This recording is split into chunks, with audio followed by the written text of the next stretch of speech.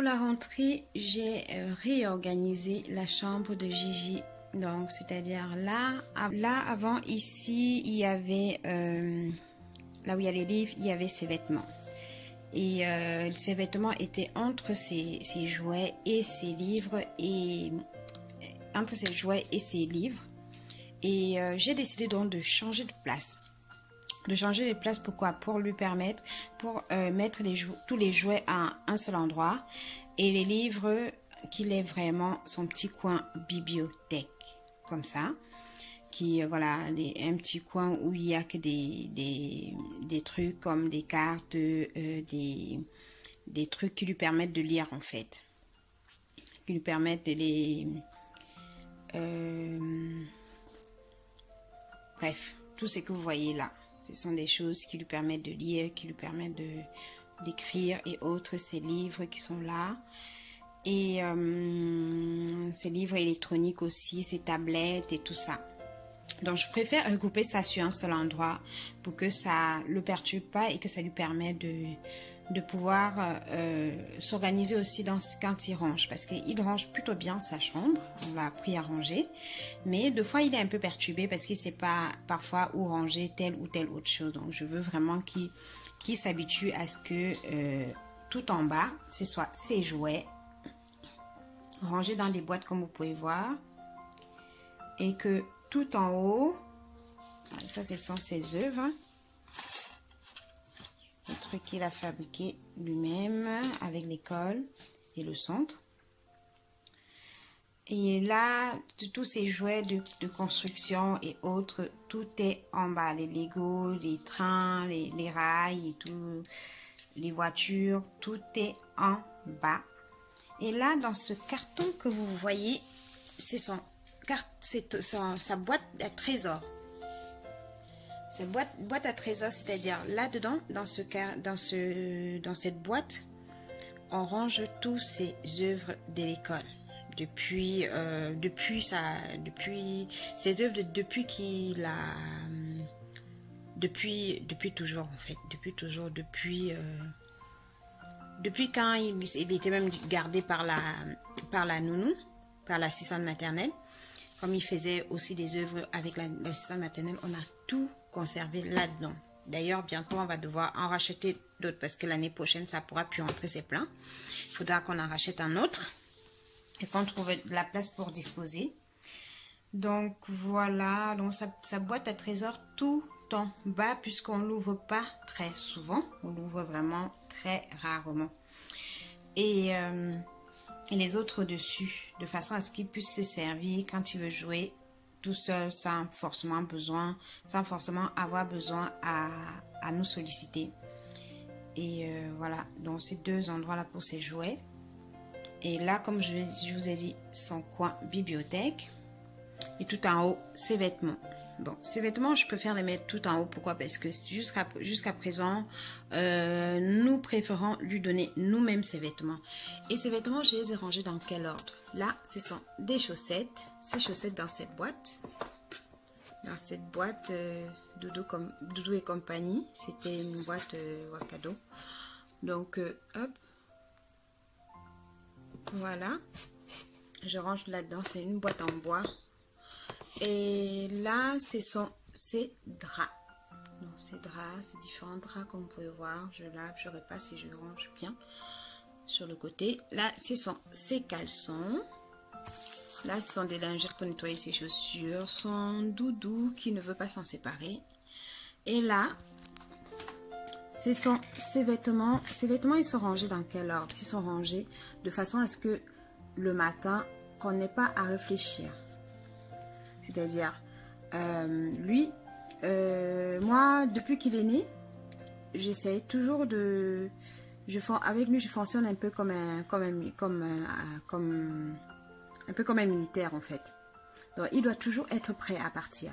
Toujours être prêt à partir. C'est-à-dire que si nous, on a une urgence, par exemple, et qu'on doit partir d'urgence quelque part, on doit voyager, ce qu'on fait, c'est juste venir prendre et on met dans la valise. Pourquoi? Parce que il a déjà des ensembles prêts à être portés. Je vais vous montrer un petit exemple. Donc ça, par exemple, c'est un jogging avec un polo. Vous voyez? Et comme ces caleçons ne sont pas loin, bah voilà, on n'a qu'à prendre ces vêtements déjà préparés, déjà repassés, lavés, repassés, pliés, préparés.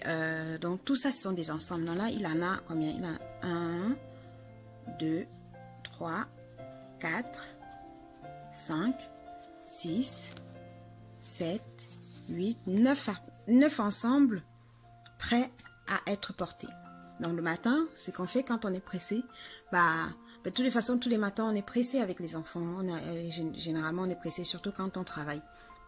Donc ce qu'on fait, le matin, même lui, des fois, il se sert, sauf que parfois, il veut trier, du coup, il déplie un peu tout. Ce qui fait que moi, je ne veux pas qu'il touche. Je préfère qu'il me laisse lui donner sa tenue pour le moment, tant qu'il n'apprend pas à se servir de façon à ne pas gâcher le travail que moi je fais, parce que je n'ai pas envie de passer mon temps à faire que du pliage et du repassage. Voilà, je fais une fois, je range et je le refais quand je relave les vêtements. Voilà, et là, ce sont ces ensembles en short. Donc là, pareil, ce sont des ensembles, des hauts et des bas. Donc là, par exemple, ça, c'est avec ce t-shirt, vous voyez? C'est un ensemble, un t-shirt. Et ici, je remets son dodo là. Ici, qu'est-ce que nous avons là? Ici, ce sont ces pyjamas. Cette rangée là, ce sont ces pyjamas qui sont là. Bon, vraiment, c'est vraiment rangé comme, voilà, il doit toujours être prêt. Je me souviens une fois, il y a son oncle qui est venu à la maison et qui voulait l'amener avec lui. Et il nous a demandé de préparer son sac.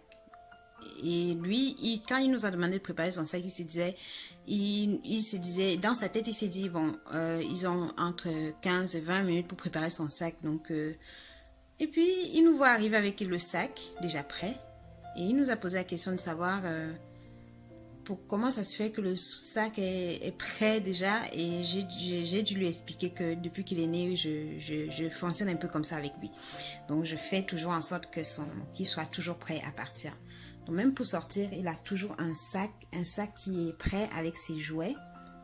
D'ailleurs, je vais vous montrer un petit sac qui est prêt avec ses jouets dedans et de quoi le distraire quand il doit faire un voyage. Donc, voilà. C'est un peu ça. C'est comme ça que j'organise les affaires de mon petit chou et aussi que j'organise là réadaptation de sa chambre. C'est pour sa rentrée. C'est fait pour sa rentrée. Voilà. Et là, c'est son petit coin où il dessine, où il peut s'asseoir aussi pour lire. Bon, généralement, il lit dans son lit, hein, mais parfois, c'est là. Là, il s'assoit pour dessiner. Parfois, il a un tableau que je vais vous montrer aussi, sur lequel là, ce sont d'autres vêtements. Ça, c'est plutôt des pulls, des chemises et des gilets. Donc, je préfère les accrocher sur le centre parce que, comme vous pouvez voir, on ne dispose pas de beaucoup de place. Donc, j'essaie de m'organiser au mieux. Là, il y a tout ça. Là-haut, ce sont des jouets avec lesquels il ne joue plus. Et voilà, ça, c'est ces vêtements rangés, on va dire, en code couleur. On a essayé, on va dire. Hein. Et là, comme il dessine là, il y a sa boîte de feutre. Et ses lettres magnétiques juste derrière avec ses cartes. C'est une de ses cartes qu'il aime bien jouer avec. Donc, je laisse à sa portée directe. Et puis là, il a sa petite poubelle à côté de sa table, de son bureau. Parce que des fois, il dessine là et il utilise son crayon. Et ses crayons, ce qui se passe, c'est que ses crayons, il les taille. Et comme il les taille, des fois, il les met par terre. Normalement, là, il y a un tapis que j'ai sorti, j'ai nettoyé, j'ai mis dehors pour, voilà, pour que ça prenne un peu de soleil. Et là, c'est son énorme doudou. Son gros doudou, il dort jamais sans. Je sais pas comment il fait. Des fois, le doudou est tellement gros que des fois, il tombe du lit. Je lui dis tout le temps de ne pas se coucher avec le doudou, mais il m'écoute pas. Il dort toujours avec son gros doudou. Il dort pas sans son gros doudou. Donc voilà. Ah oui, sa table a un petit compartiment dans lequel on range tous ses cahiers de dessin. Voilà, dedans, il y a tous ces cahiers de dessin. Voilà, ça c'est tous ces cahiers de dessin. Donc ici, on revient ici. Ici, c'est son tableau sur lequel il dessine aussi. Vous avez pu voir ça dans la dernière vidéo. Et là, ce sont ses crayons. Ces lettres magnétiques. Ah, là-bas, c'est la boîte celle que je vous ai montré tout à l'heure, c'est la boîte des chiffres magnétiques. Et là, ce sont des lettres magnétiques. Et voilà. Là-bas, derrière, il a la craie, parce que c'est double face le tableau. Il a la craie, il a cette boîte aussi dans laquelle il y a ces feutres indélébiles. Et, pardon. Et là, comme vous pouvez voir, c'est la boîte de craie. C'est la craie, quoi. La craie pour écrire sur le tableau. Donc, je vais retourner le tableau pour vous montrer la craie. Voilà. Oh, il a même écrit son prénom. Il a écrit son prénom dessus, donc comme vous pouvez voir. Donc, voilà. Il a tout son petit matériel.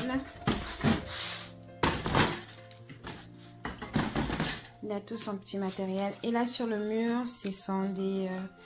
ça, c'est le tableau d'addition. Ces tables d'addition. Là, ce sont les émotions. Et là, l'alphabet. Et là, c'est nouveau. Celui-là est nouveau, le corps humain. Bon, il m'a demandé de l'accrocher, mais il s'y est pas encore mis vraiment. Et nous, ce qu'on fait, c'est qu'on le laisse vraiment solliciter, nous montrer l'envie d'apprendre. Comme pour les autres. À chaque fois, quand il voulait apprendre, il nous sollicitait pour qu'on l'aide, pour qu'on l'accompagne. Et pour celui-là, pour l'instant, il le regarde, il observe et pour l'instant, il dit rien. Mais sinon, tous les autres, il les a déjà tous appris. Et mais il n'a pas... Donc, il n'a pas voulu que je les arrache, que je les enlève du mur. Et il a voulu les garder. Bon, pour l'instant, on les garde jusqu'au jour où on aura peut-être besoin de poser quelque chose là. Et là, peut-être, il acceptera de s'en débarrasser. Mais il les aime bien. De temps en temps, il retourne dessus, il relit, il refait des trucs. Voilà, il réapprend à écrire certaines choses. Et les émotions, de fois, quand il a une émotion, de fois, il nous montre.